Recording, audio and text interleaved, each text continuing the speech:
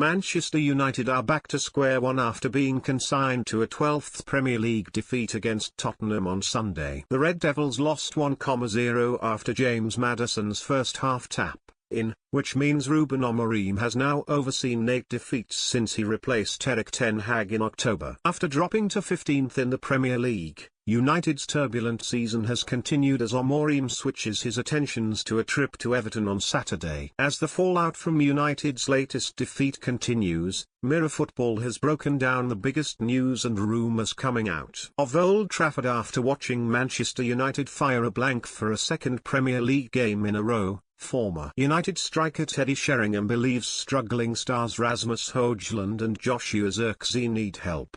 Both players, who cost a combined £107 million after joining in the last 2 seasons, started against Tottenham but failed to make an impact, while Alejandro Garnacho missed a sitter to equalise in North London. United were strongly linked with signing a new striker in January but failed to bring one in and might now be regretting that, having also allowed Marcus Rashford and Antony to depart on loan.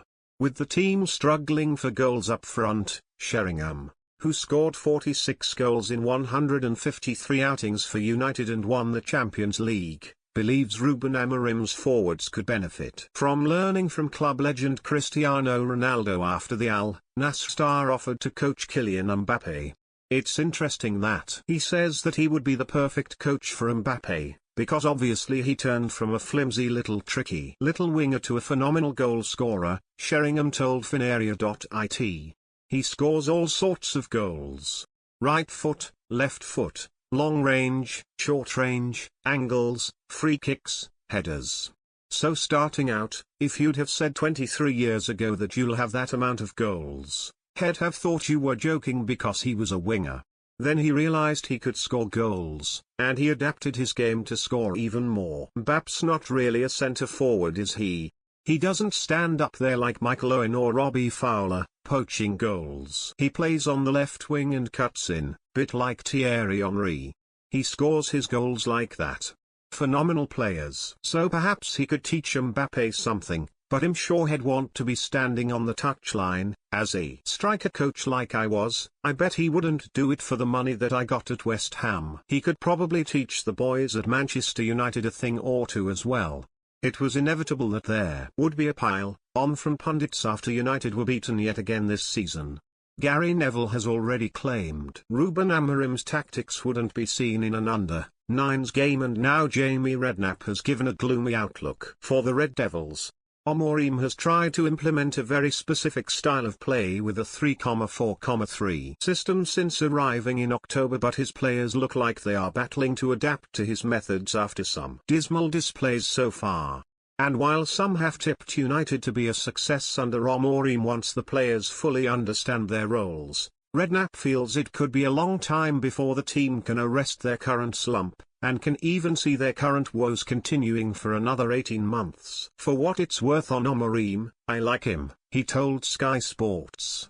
I think he's got something about him, and I totally get the performances haven't been good enough. But I actually like what he's doing more off the field than actually what he's doing on the pitch, because that club needs a change of culture. I see Man United as having still much more pain, even 18 months more pain, because they need to get rid. Whoever's been in charge or even managers have gone so far and then panicked, and then they've gone and bought 30-year-old players that aren't going to maybe take the club any further forward.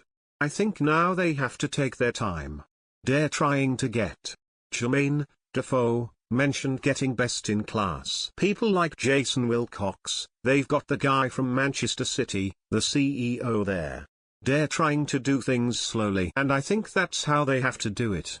There have already been suggestions that Amorim could face sack. Fears, just 4 months into his stint since arriving at Sporting Lisbon, as United players continue to produce performances that lack control and composure. Amorim complained that his job is so hard after being unable to find the winning formula so far at Old Trafford, and he has previously been critical of his side. The Portuguese coach claimed last month that his team was the worst in the history of Manchester United, a comment he later backtracked from. However, it's not the first time he's made eye-catching remarks after slamming Marcus Rashford and saying he would rather have his 63-year-old goalkeeping coach on the bench than the England star.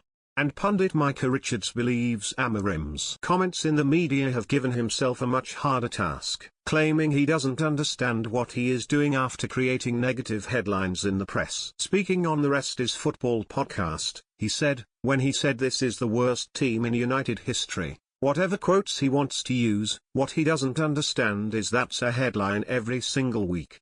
If he doesn't like a player, if he doesn't like Rashford, that's his decision. We can accept that as pundits, that's your decision, we respect your decision. But all the other stuff around it, he's actually making it harder for himself. He doesn't understand what he's doing because everything is chaos. It's chaotic. Join our new Man United WhatsApp community privacy notice.